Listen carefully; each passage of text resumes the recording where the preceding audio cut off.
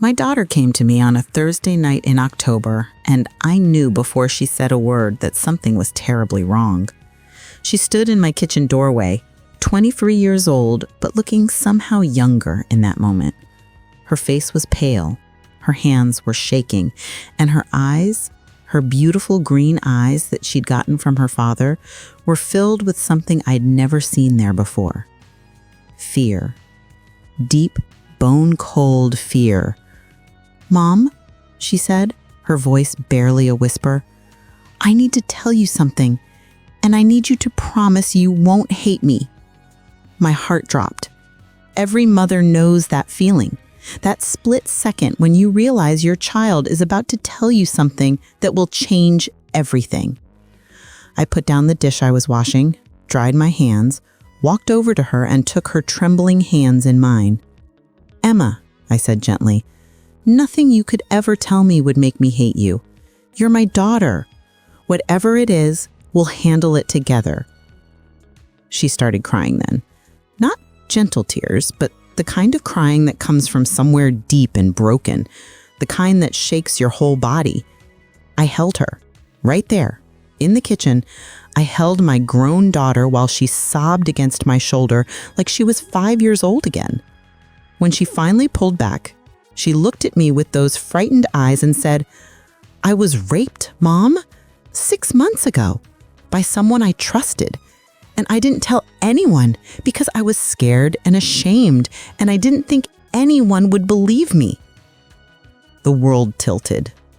My baby, my Emma, hurt in the worst way, suffering alone for 6 months while I'd gone about my life not knowing. I pulled her close again, told her I believed her, told her I loved her, told her we'd get through this together, that we'd report it, that we'd get her help, that she didn't have to carry this alone anymore. She clung to me and cried and said thank you over and over. And I thought that was it. I thought that was the terrible secret, the heartbreaking truth she'd been carrying. I thought I was helping her begin to heal. I had no idea that everything she just told me was true, but it wasn't the whole truth. I had no idea that her pain was real, but it was also a cover for something much darker.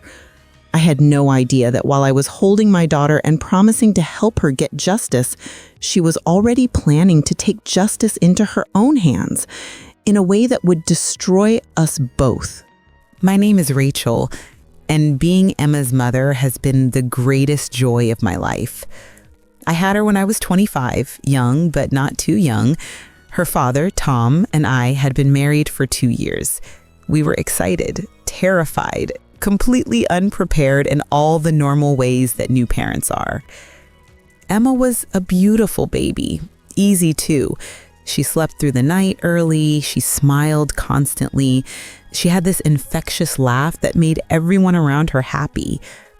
She grew into a sweet, sensitive child, the kind of little girl who cried when she saw a dead bird on the sidewalk, who insisted on saying goodnight to all her stuffed animals individually, who made friendship bracelets for everyone in her class, even the kids who weren't particularly nice to her.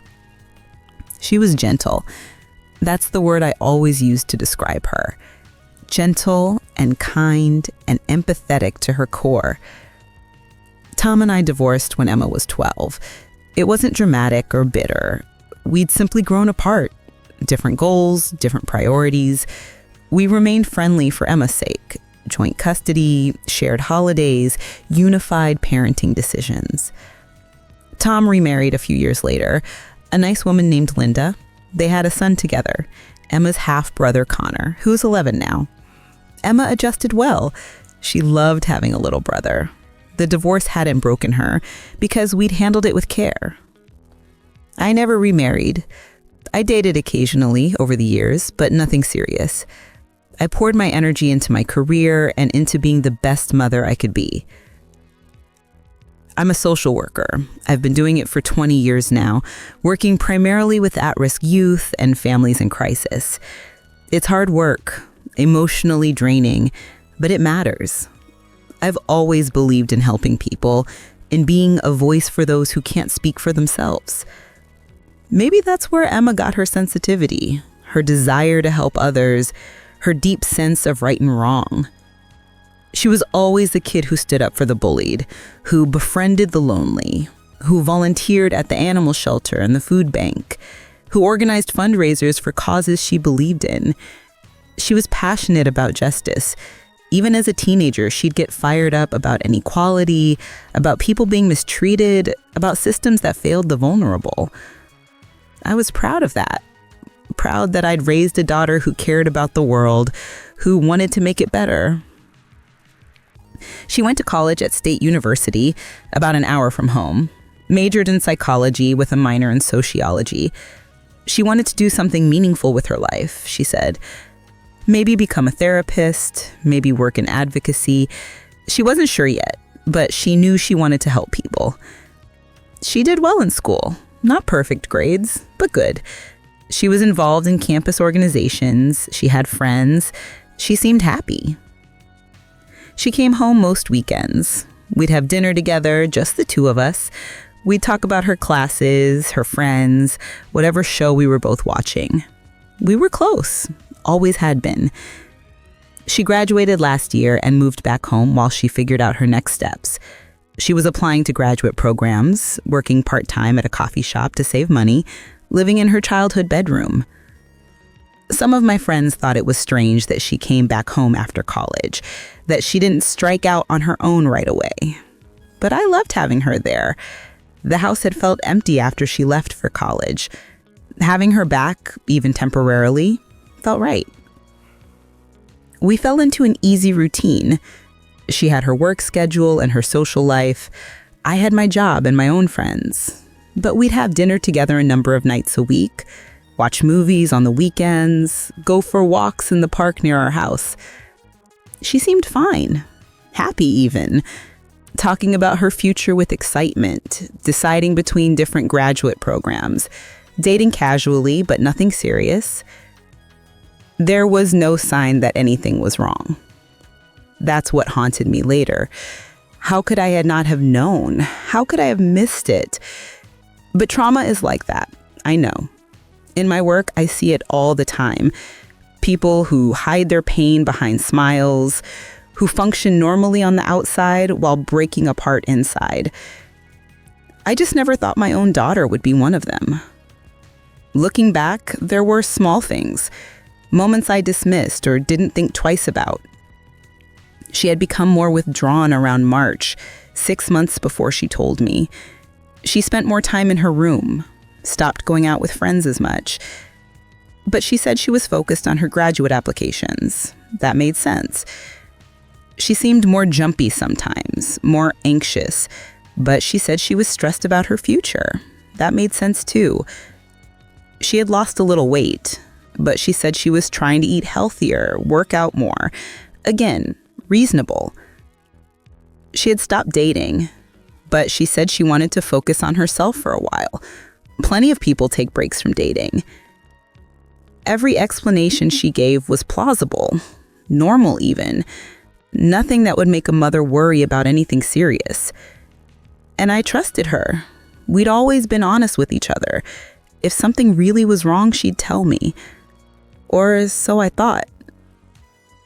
The night she came to me in October, 6 months after it happened, I was making dinner, just a simple pasta dish. It was Thursday and she had the night off from the coffee shop. I was expecting her to come down and eat with me like usual. Instead, she appeared in the doorway looking like a ghost. I knew immediately that something was catastrophically wrong. Mother's instinct, maybe, or just knowing your child so well that you can read every shift in their energy. When she told me she'd been raped, my first feeling was devastation. Pure, crushing devastation for what my daughter had endured. My second feeling was guilt. How had I not known?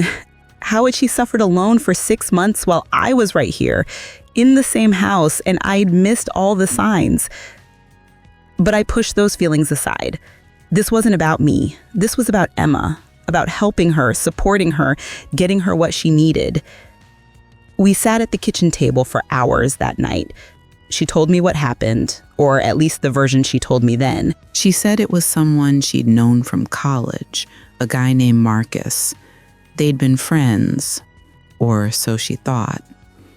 He'd contacted her in March, said he was in town for work, asked if she wanted to get coffee and catch up. She'd said yes. They'd had coffee. It was nice, she said. Normal. Just old friends reconnecting. Then he suggested they go back to his hotel room to keep talking. She'd hesitated, but he assured her it was just as friends. He had a bottle of wine he'd been given as a gift and couldn't take it on his flight home. Did she want to help him drink it? It seemed innocent enough. But once they were in his room, everything changed. He became aggressive, pushy. She tried to leave. He wouldn't let her. She didn't give me all the details that night. I didn't push for them, but the core of it was clear. He raped her, and then he left town the next day, back to wherever he lived now. She'd been too shocked, too traumatized to report it right away. Then too much time passed. She convinced herself it was partly her fault for going to his hotel room, that no one would believe her, that it would be his word against hers. So she'd stayed silent, tried to move on, buried it deep. But it was eating her alive. She couldn't sleep, couldn't eat, couldn't think about her future without this weight crushing her. She'd finally reached a breaking point. She needed help. She needed her mother. I held her and told her we'd get through this. We'd find her a therapist who specialized in trauma. We'd explore her options for reporting it if that's what she wanted, or we wouldn't, if that felt too hard. Whatever she needed, I was there. She cried with what seemed like relief, said she'd been so afraid to tell me, so afraid I'd blame her or not believe her. I assured her I believed every word, that nothing was her fault, that she was incredibly brave for telling me. And I meant it. I believed her completely. Why wouldn't I? She was my daughter, my gentle, honest, loving daughter who'd never lied to me about anything significant in her entire life. It never occurred to me to question her story. It never occurred to me that she might be telling me a truth wrapped around a lie. I spent that night researching therapists, reading about supporting survivors of sexual assault, learning about the reporting process and what Emma's options were. I wanted to help her heal. I wanted to give her back some sense of control and safety. I had no idea that she didn't want to heal, not in the way I was thinking. I had no idea that while I was looking up therapists, she was looking up something else entirely. I had no idea that the wheels were already in motion for something I never could have imagined. My daughter, my gentle Emma, had already decided how this story was going to end. And it wasn't going to end with therapy or police reports or legal justice. It was going to end with blood. The next day, I called in sick to work. I couldn't leave Emma alone, not after what she'd told me. I wanted to be there, to support her, to help her through this first awful day of beginning to process her trauma.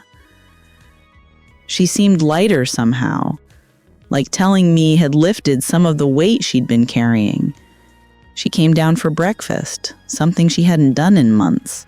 She even smiled when I made her favorite, blueberry pancakes. "Thank you, Mom," she said quietly, "for believing me, for not making me feel like it was my fault. Never I said, squeezing her hand. None of this was your fault, not one single part of it. We spent the day together. I showed her the list of therapists I'd found who specialized in sexual assault trauma. She looked through them, nodding, saying she'd think about which one felt right. I asked if she wanted to talk about reporting it. She tensed immediately. I don't know, she said. I don't think I can go through that, having to tell the story over and over, being questioned, having people doubt me. That's okay, I assured her. It's completely your choice. There's no right or wrong way to handle this. She relaxed. I just want to move forward, focus on healing. I don't want this to define my whole life. That made sense to me. Plenty of survivors choose not to report. It doesn't make their trauma less valid. Over the next few weeks, Emma did seem to be moving forward.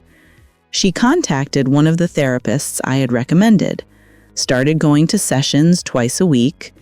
She seemed more like herself, more engaged.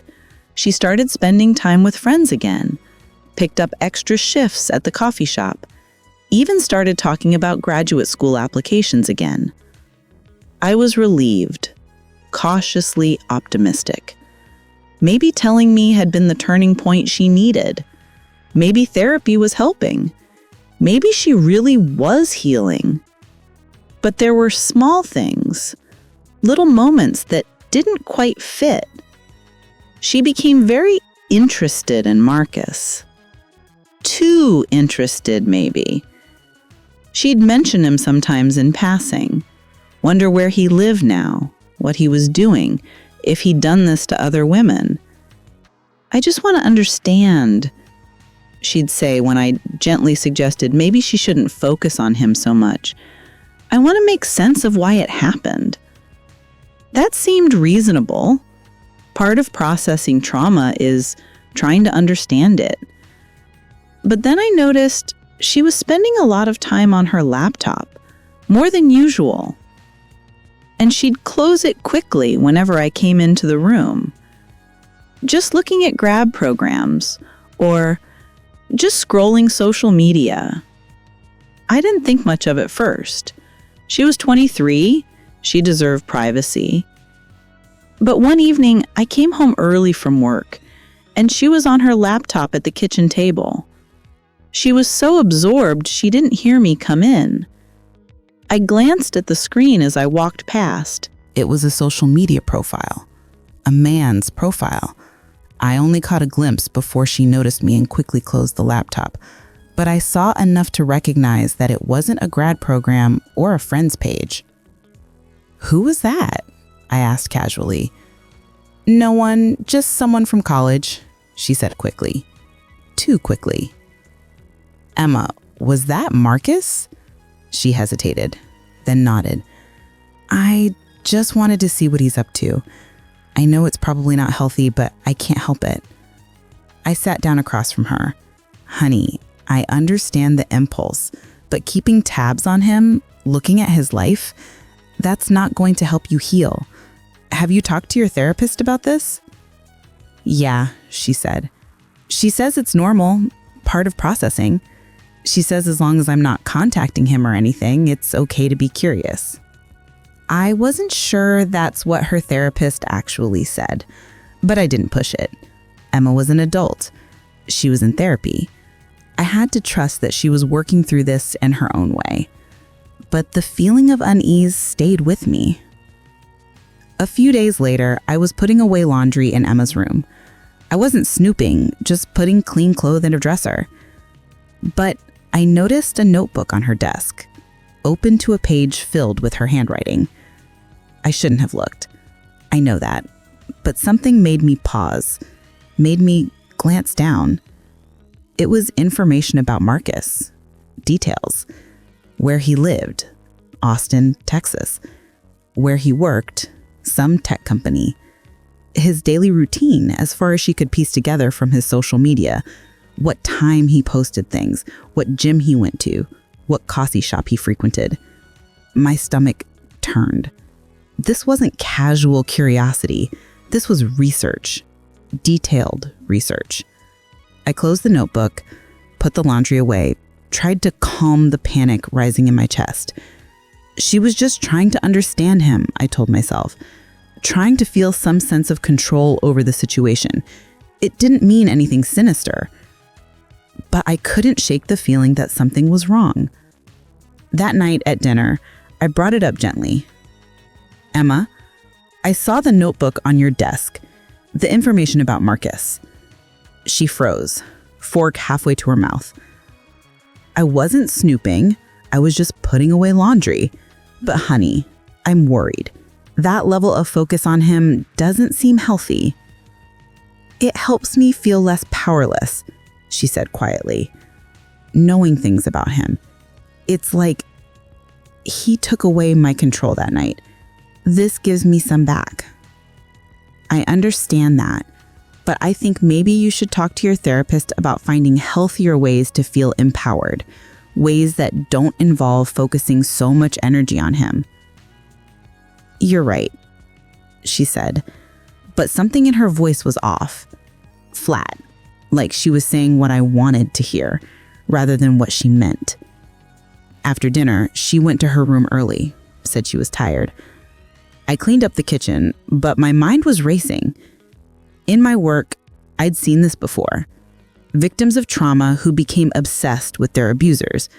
It could be a symptom of PTSD, a way of trying to process and control the uncontrollable, but it could also be something else, something darker. I pushed the thought away. This was Emma, my gentle, kind Emma. She wasn't capable of what was I even worried about? I didn't let myself finish that thought. A week later, I came home to find her on the phone in her room. Her door was cracked open and I could hear her voice.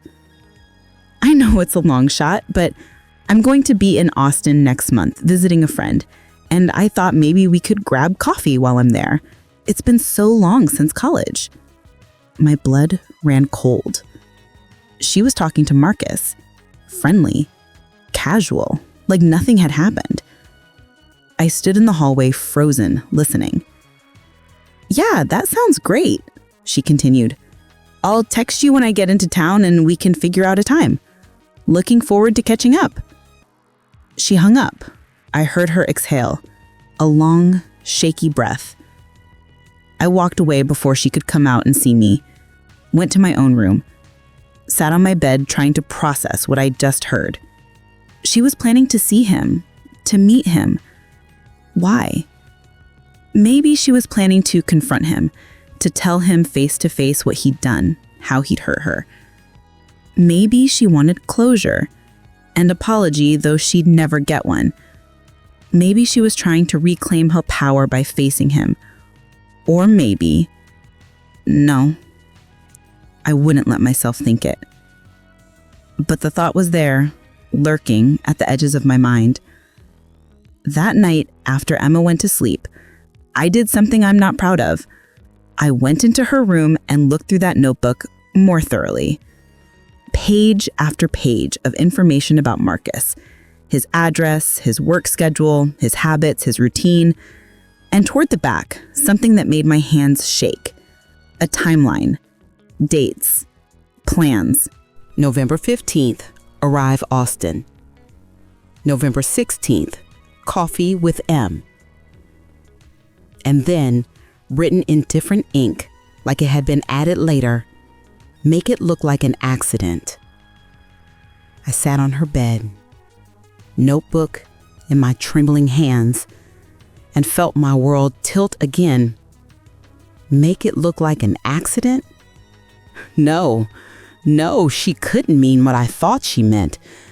This was Emma, my daughter, the girl who cried over dead birds, who couldn't even kill a spider. She'd catch them and release them outside. She wasn't capable of hurting anyone, of killing anyone. But victims of trauma sometimes did extreme things. I knew that from my work.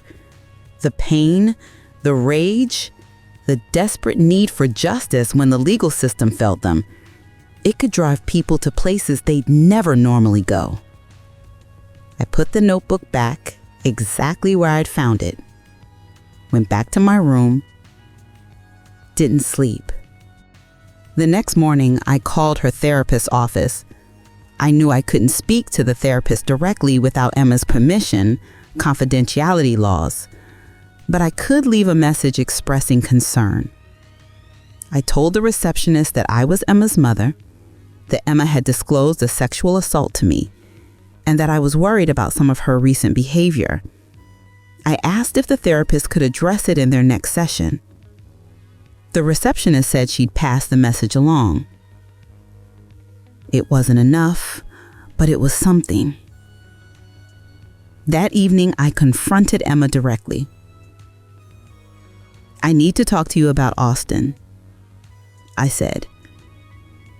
She looked up from her dinner, expression carefully neutral. "What about it?" "I overheard you on the phone. You're planning to meet Marcus?" She set down her fork. "I need closure, Mom. I need to see him and tell him what he did to me. Tell him he didn't break me." "That's dangerous, Emma." "What if he hurt you again?" "He won't. It'll be in public, at a coffee shop. I'll be safe." "Then why did you write 'make it look like an accident' in your notebook?" The color drained from her face. "You went through my things?" "You're planning something, Emma. Something that scares me. Talk to me, please."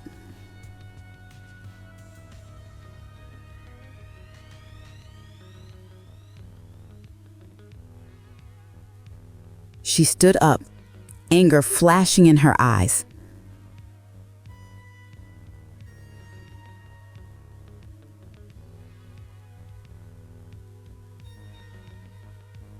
Anger I'd rarely seen from her. "You had no right to go through my private notebook.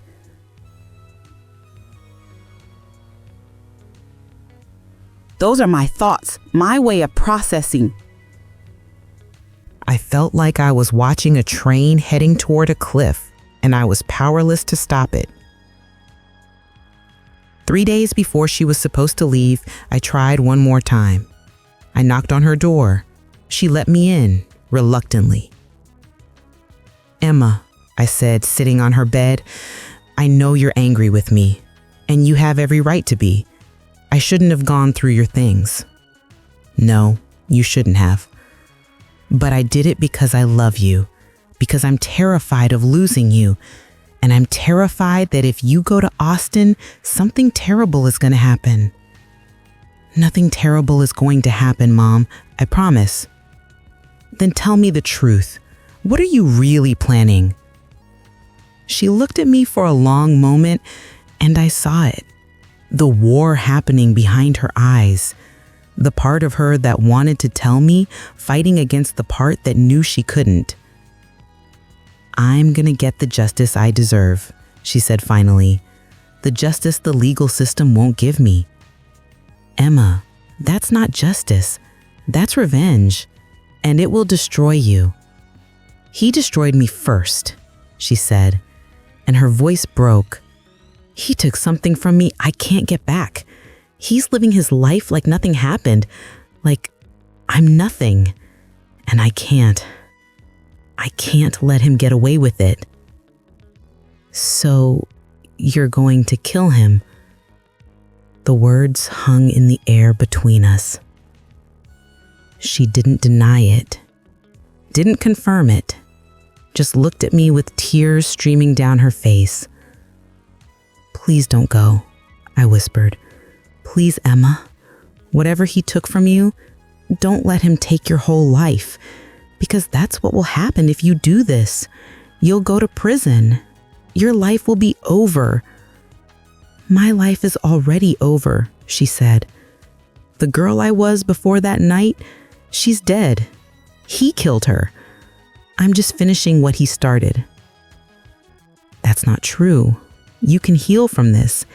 It takes time, but you can. I've seen it in my work. People survive terrible things and build beautiful lives afterward. But not if you do this."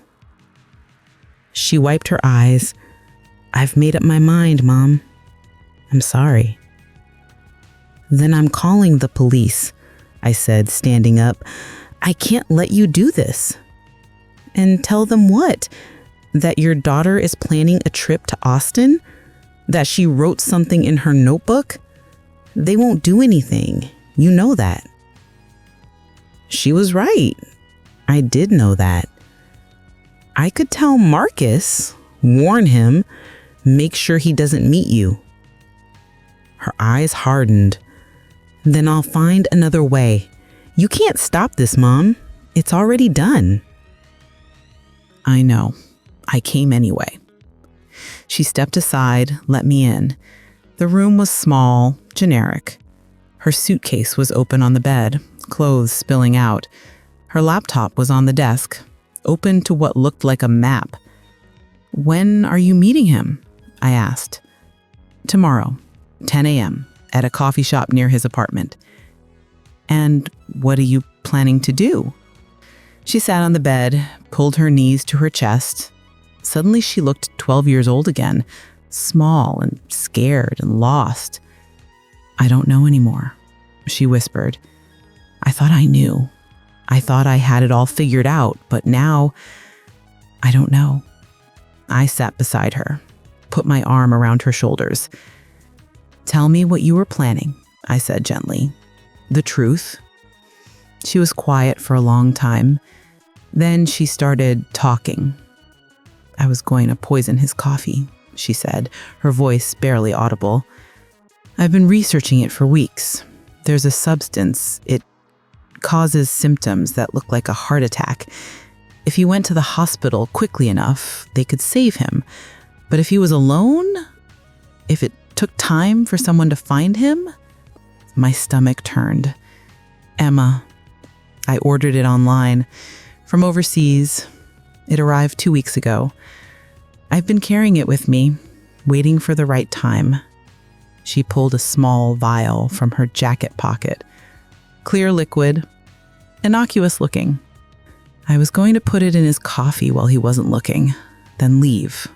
He'd drink it, start feeling sick, maybe make it home or maybe collapse in the coffee shop. Either way, it would look natural. A young man with an undiagnosed heart condition. Tragic, but not suspicious. That's murder, Emma. Premeditated murder. I know. Tears were streaming down her face now. I know what it is. And I've been telling myself he deserves it, that it's justice, that he took something from me, so I should take everything from him. But I can't stop thinking about his family, his parents, his friends, people who love him, who don't know what he did. They'd mourn him. They'd be destroyed. And I'd have to live with that, with knowing I caused that pain.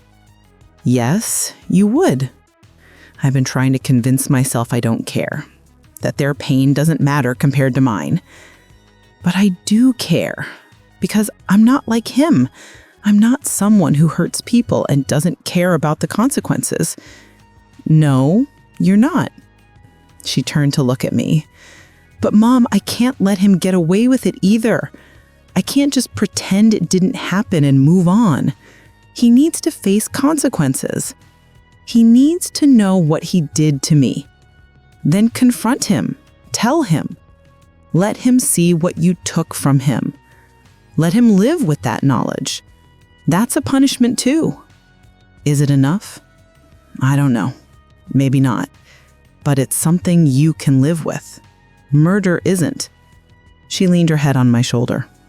We sat like that for a while, in this generic hotel room in a city neither of us belonged in. "I'm so tired, Mom," she said. "I'm so tired of being angry and scared and broken. I just want to feel normal again." "I know, baby. I know. Do you think I ever will feel normal again?" "Yes, not the same as before, but normal in a different way. Stronger, maybe. But you have to choose healing, Emma, not revenge." She nodded against my shoulder. "What do I do with this?" She held up the vial. "We flush it down the toilet. Right now." We went to the bathroom together. She held the vial over the toilet, her hand shaking. This was my plan for 6 months. This is what kept me going, knowing I'd get justice, even if I had to take it myself. You can find other things to keep you going. Better things. Real healing, not just revenge. She opened the vial and poured it out. We watched it swirl away. Then she started sobbing. Deep, wrenching sobs that shook her whole body. I held her on the bathroom floor of a hotel in Austin and let her cry. When she finally stopped, she looked at me with exhausted eyes. "I still want to see him tomorrow. I still want to confront him, but just talk. Just tell him what he did and how it affected me." "Is that crazy?" "No, it's brave. But Emma, I need you to be honest with me. Is that really all you're planning?" "Yes, I promise. The poison is gone. I don't have anything else. I just want to look him in the eye and tell him the truth." "Then I'm coming with you." "Mom." "Not into the coffee shop, but I'll be nearby in case you need me. Non-negotiable." She nodded. "Okay." We ordered room service and ate mostly in silence. Then we tried to sleep, though I don't think either of us really did. The next morning, we took a taxi to the coffee shop. It was a trendy place in a busy neighborhood, young professionals and students on laptops, the smell of espresso and pastries. "He's probably already inside," she said, looking at her phone. "He texted that he got here early." "Are you ready?" "No, but I'm going to do it anyway." She got out of the taxi. I watched her walk towards the entrance, her shoulders squared, her chin up. Then I got out too, told the driver I'd pay him to wait. I found a bench across the street with a clear view of the coffee shop entrance. And I waited. 20 minutes passed, 30. I imagined her in there, sitting across from him, telling him what he'd done, watching his reaction. Would he deny it? Apologize? Threaten her? Would she stay calm or fall apart? 45 minutes. Then I saw them come out together. My heart stopped. They were walking side by side, talking. Emma's body language was tense, but she wasn't running or crying or showing signs of distress. They walked to a small park nearby, sat on a bench, kept talking. I got out of the taxi, told the driver to leave, started walking toward them, keeping my distance, but close enough to intervene if needed. I found a spot behind a tree where I could see them, but they couldn't see me. They talked for another 15 minutes. Then Marcus stood up. He was crying, actually crying. He said something to Emma. She nodded. He walked away. Emma sat there alone for a moment. Then she pulled out her phone and called me. "It's done," she said. "I'm in the park. Can you come get me?" I walked over to her. She looked drained, but calm. "What happened?" I asked. I told him everything. How he hurt me, how he destroyed my sense of safety and trust, how I'd spent 6 months wanting to die because of what he did. What did he say? He denied it at first, said we'd both been drinking, said it was consensual, but I kept talking, kept telling him exactly what happened, what he did, and eventually, she paused. Eventually he broke down, started crying, said he was sorry, that he'd convinced himself it was okay because I'd come to his hotel room, that he'd been telling himself I wanted it. But hearing me describe it, hearing what it did to me, he couldn't deny it anymore. Do you believe his apology? I don't know. Maybe. But it doesn't really matter, because I didn't do it for his apology. I did it so he'd know. So he couldn't pretend anymore. So somewhere in his mind, forever, he'll know what he did to me. That took a lot of courage. I don't feel courageous. I feel empty. That's normal. You've been carrying this for so long. Now that you've said it out loud to him, there's a void where all that anger was. What do I fill it with? Healing. Real healing. Therapy and time and learning to trust yourself again. She nodded, stood up. Can we go home now? I just want to go home. Yes, let's go home. We went back to the hotel, checked out, got a taxi to the airport, found a flight that left that evening. We were waiting at the gate when Emma's phone rang, a number she didn't recognize. She answered, "Hello?" I watched her face change, watched the color drain away. What? When? Is he? Okay, I understand. She hung up, looked at me with wide, terrified eyes. That was the Austin police. Marcus is dead. The world tilted. What? How? We just saw him. He was hit by a car an hour ago, crossing the street near his apartment. They found my number in his phone. I'd texted him yesterday to confirm our meeting. They wanted to know if I'd seen him today, if he seemed upset or distracted. Oh my God. Mom? Her voice was shaking. I flushed that poison. You saw me. But what if I'd already put some in his coffee at the shop? What if that's why he was distracted crossing the street? What if I killed him and I don't even remember doing it? Emma, no, you didn't. I believe you. You flushed the poison before you even met him. But what if I didn't? What if I'm lying to myself? What if I wanted it so badly that I did it without even consciously deciding to do it? She was spiraling, panicking. I grabbed her hands. Look at me. You did not poison him. He was hit by a car. A terrible, tragic accident. But it wasn't you. How do you know? How can you be sure? And that's when it hit me. The terrible, impossible truth. I couldn't be sure. I'd been across the street. I hadn't seen what happened inside that coffee shop, hadn't seen if Emma had slipped something into his drink. I'd watched her flush a vial in the hotel bathroom, but had it been the only vial? Could she have had another? My daughter was sitting in front of me, terrified and confused, possibly a murderer. And I had no idea what the truth was. I need to go, I said. We need to get on that plane and go home, now. We boarded in silence, found our seats. The plane took off. Emma stared out the window, tears streaming silently down her face. I don't know if I did it. I don't know what's real anymore. And I didn't.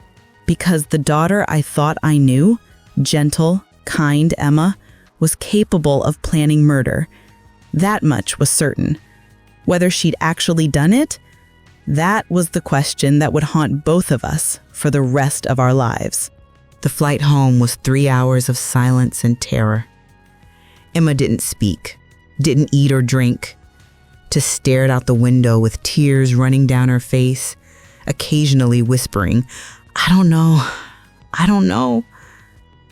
didn't know what to say to her. Didn't know how to comfort her when I didn't know the truth myself. Had my daughter killed someone? Had her rage and pain driven her to actually do what she'd been planning for months? Or was this a horrible coincidence? A tragic accident that happened to occur hours after she'd confronted her rapist? The statistical probability seemed impossible, but terrible coincidences happened. I knew that. We landed at 11 p.m., took a taxi home and continued silence. The house felt different when we walked in, like we'd left as one version of ourselves and returned as someone else. "I'm going to bed," Emma said, her voice flat and distant. "Emma, we should talk." "I can't, Mom. I can't think. I can't talk. I just need to sleep." She went upstairs. I heard her door close. Luck. I sat in the kitchen, the same kitchen where she'd told me about the assault 2 months ago, and tried to process what had happened. Marcus was dead, hit by a car while crossing the street. Emma had confronted him hours before, had told him what he'd done, had watched him cry and apologize, and then he died. The police had called her because her number was in his phone. They'd asked if she'd seen him, if he seemed distressed. She told them yes. They'd had coffee. He'd seemed upset, but fine when they parted. She hadn't mentioned the assault, hadn't mentioned why they were meeting, had kept it vague, old friends catching up. Conversation got emotional, nothing unusual. They'd seemed satisfied. Said they'd be in touch if they needed anything else. Said it appeared to be a straightforward accident. Witnesses saw him step into the street without looking. Driver couldn't stop in time. An accident. But what if it wasn't? I went to Emma's room, knocked softly. No answer. "Emma? Honey? I need to ask you something." "Go away, Mom." "Did you have more than one vial? Please, I need to know the truth." Silence. Then, "No, just the one, I swear." "And you flushed it in the hotel before you met him?" "Yes, you were there. You saw me." I had seen her flush something, but I'd only seen one vial. I didn't know if there were others. "Okay," I said. "Try to sleep." But I couldn't sleep. I spent the night researching the substance she'd mentioned. I looked it up, found medical journals describing it. Symptoms included confusion, disorientation, cardiac stress. Could someone affected by it stumble into traffic? Absolutely. But could someone who just had an emotional confrontation about sexual assault also be distracted enough to step into traffic without the influence of any drug? Also, absolutely. There was no way to know. Unless the autopsy found the substance in his system. Would there be an autopsy for what appeared to be a straightforward traffic accident? Probably not a thorough one. Maybe a basic toxicology screen, but that wouldn't necessarily catch an exotic substance ordered from overseas. I felt sick. Sick with uncertainty. Sick with the possibility that my daughter had killed someone and I'd helped her. By being there, by not stopping her, by not calling the police when I first suspected. Was I an accessory? Had I enabled a murder? The next morning, Emma came downstairs looking like she hadn't slept at all. "I need to tell you something," she said. My heart stopped. "Okay, I lied to you about the vial." "Emma, not about having more. I didn't. But," she sat down, her hands shaking, "I didn't actually flush it in the hotel." The room spun. "What?" "I flushed water. I filled the vial with water from the sink and flushed that. I kept the poison. I told myself I was just keeping my options open, that I'd decide in the moment." "So you had it with you at the coffee shop?" "Yes." "Did you use it?" She looked at me with haunted eyes. "I don't know." "Emma, how can you not know?" "Because I was so nervous, so scared. I ordered our coffees while he was in the bathroom. I had the vial in my pocket. I remember thinking I could do it right now. I could put it in his cup and he'd never know. And then everything gets hazy. What do you mean hazy? I remember holding the cups. I remember him coming back. I remember us sitting down and talking, but I don't remember if I put anything in his coffee. I was so focused on what I was going to say to him, so full of adrenaline and fear and anger. I might have done it without even consciously deciding, or I might not have. I genuinely don't remember. This was worse than I'd imagined. She didn't know. She actually didn't know if she'd poisoned him. Where's the vial now? I asked. In my bag, still full, or still mostly full. I can't tell if I used any. Go get it. She went upstairs and came back with her purse, pulled out the small vial. It looked full, but there was no way to know for certain how full it had been before. We need to get rid of this, I said.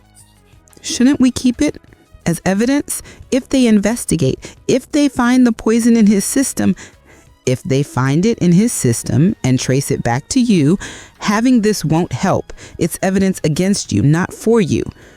But if I didn't use it, if it's still full, that proves nothing. You could have had multiple vials. You could have refilled it. Emma, if there's any chance you did this, we need to protect you. The words hung in the air. I was talking about covering up a potential murder.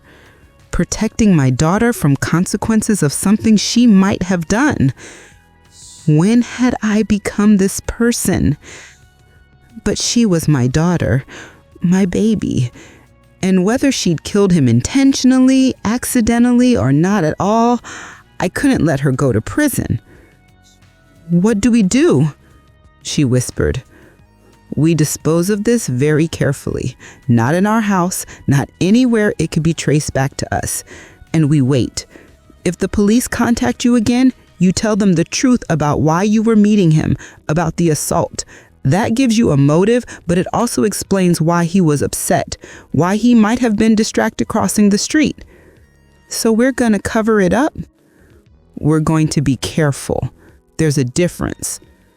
But was there? I didn't know anymore. We drove an hour outside of town, found a public restroom at a rest stop. Emma poured the vial down the drain while I stood watch. Then we threw the vial itself into a dumpster behind a gas station 20 miles further down the highway. Evidence gone. If it had been evidence at all. We drove home in silence. 3 days passed, then a week. No calls from the Austin police. No news about the investigation. I checked online obituaries, found Marcus's. The service was private. The obituary mentioned he was a beloved son, brother, friend, that his death was a tragic accident. No mention of suspicious circumstances. No indication of any deeper investigation. Emma stayed in her room mostly, barely eating, not sleeping well. I'd hear her crying at night. I called her therapist and told her there'd been an incident, that Emma needed intensive support. The therapist agreed to see her 3 times a week. I didn't tell her what the incident was.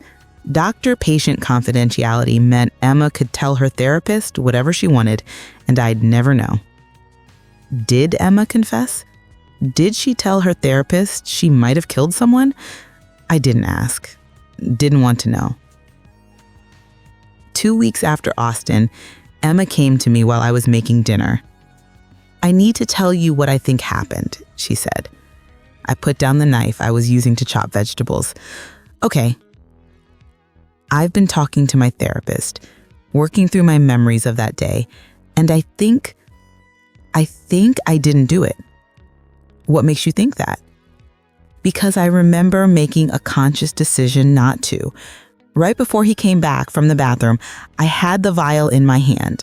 I was holding it, and I thought about you, about what you said, about how I'm not a murderer, and I put it back in my pocket. You're sure? As sure as I can be. The memory is clearer now that I'm not in a constant state of panic. I remember putting it away. I remember choosing not to. Relief flooded through me. Then it really was just an accident. I think so. A horrible, tragic coincidence. She paused. My therapist says trauma can make you doubt your own reality. That's what happened to me. The trauma of the assault, combined with the stress of confronting him, made me question everything, even my own actions. That makes sense. But Mom, I still planned it. For months, I planned to kill him. I researched methods, I bought poison, I flew to Austin with the intention of murder. The only reason I didn't do it is because you came and reminded me who I really am. Emma. No, let me finish. I need to say this. I'm not a good person. Good people don't plan murders. Good people don't buy poison and fantasize about killing someone. I did those things. And even though I didn't follow through, I'm still the person who was capable of planning them. I pulled her into a hug. You're a person who was hurt terribly and wanted justice. That doesn't make you bad. It makes you human. I don't know how to live with this, with knowing what I'm capable of, with the guilt of being relieved he's dead, even though I didn't kill him. You work through it with therapy and time and self-forgiveness, the same way you work through the assault. Is that possible? Can I really forgive myself for this? I don't know, but you have to try. She pulled back, wiped her eyes. There's something else. I want to report the assault, officially. I know Marcus is gone, so there can't be prosecution, but I want it on record.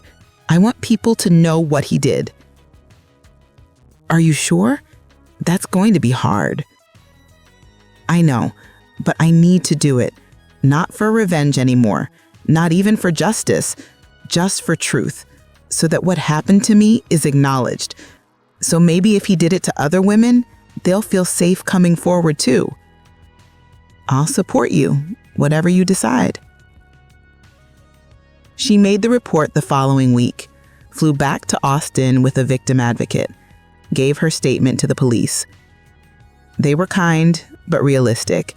Without Marcus alive to question, without physical evidence, there wasn't much they could do, but it went on record, official documentation of what he'd done. A journalist got a hold of the story somehow, wrote an article about sexual assault survivors and the complications of reporting. Emma's case was mentioned. Victim reports assault after alleged perpetrator dies in unrelated accident. 3 other women came forward, said Marcus had assaulted them too, in college, at parties, similar circumstances. None of them had reported either, for the same reasons Emma hadn't. Fear, shame, not thinking they'd be believed. Emma connected with them. They formed a small support group, helped each other through the process of healing. And slowly, very slowly, Emma started to seem more like herself.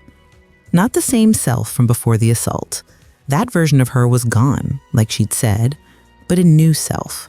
Harder in some ways, but also stronger. More aware of her own resilience. She started applying to graduate programs again. Decided she wanted to focus on trauma counseling. Wanted to help other survivors. I feel like I understand now, she told me one evening, why people do extreme things when they're hurting. Why the pain can drive you to places you never thought you'd go. I can use that. I can help people who are in that dark place. You're going to be amazing at it. Maybe, if I can forgive myself first. The police never contacted us again about Marcus's death. The official ruling was accidental death.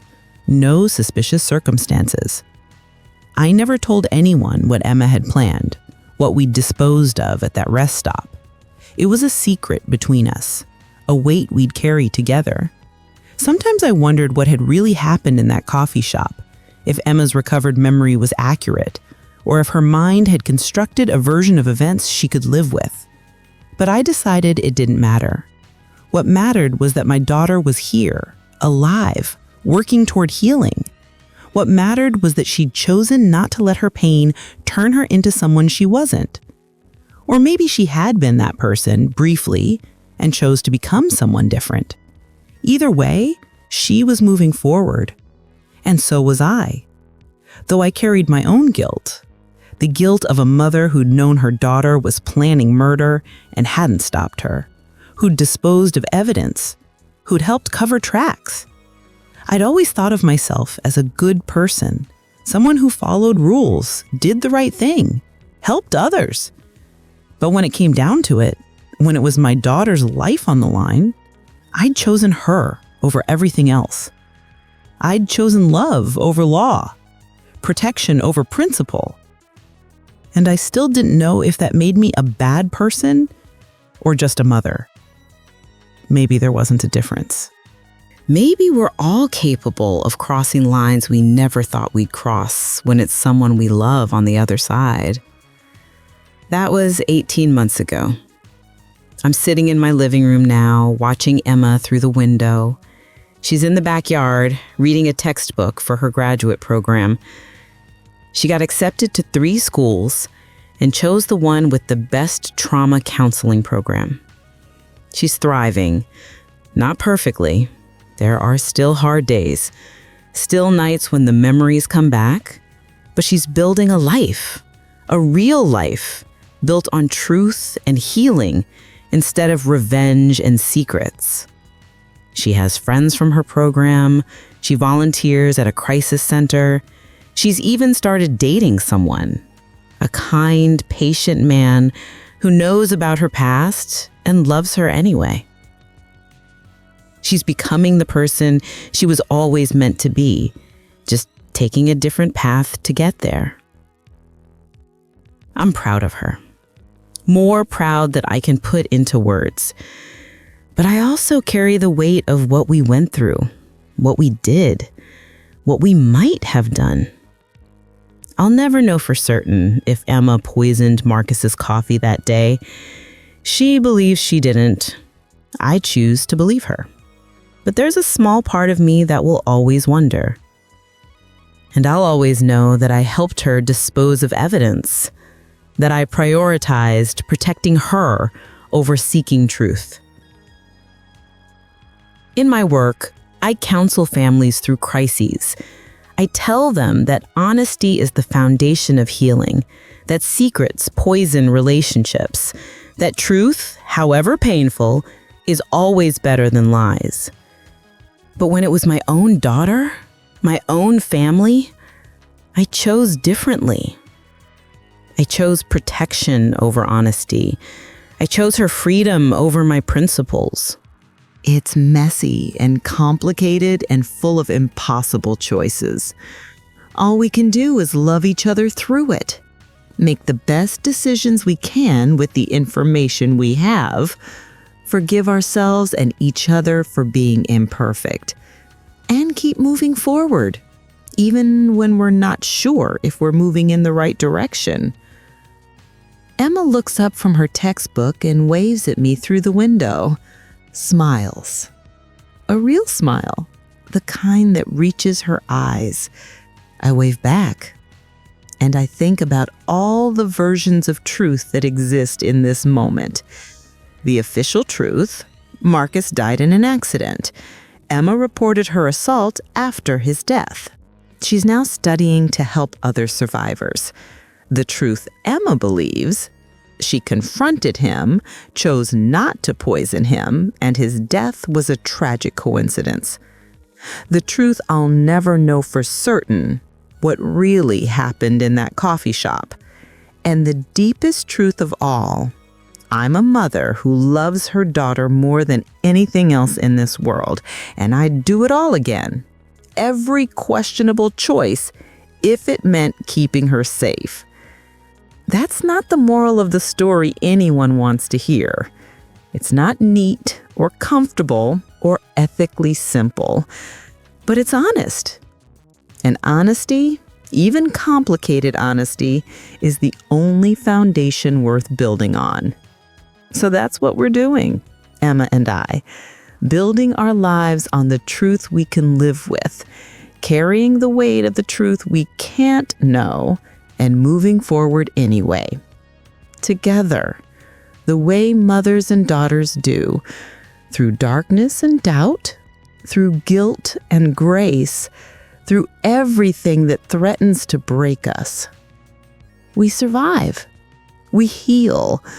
We forgive ourselves for being human. And we keep going.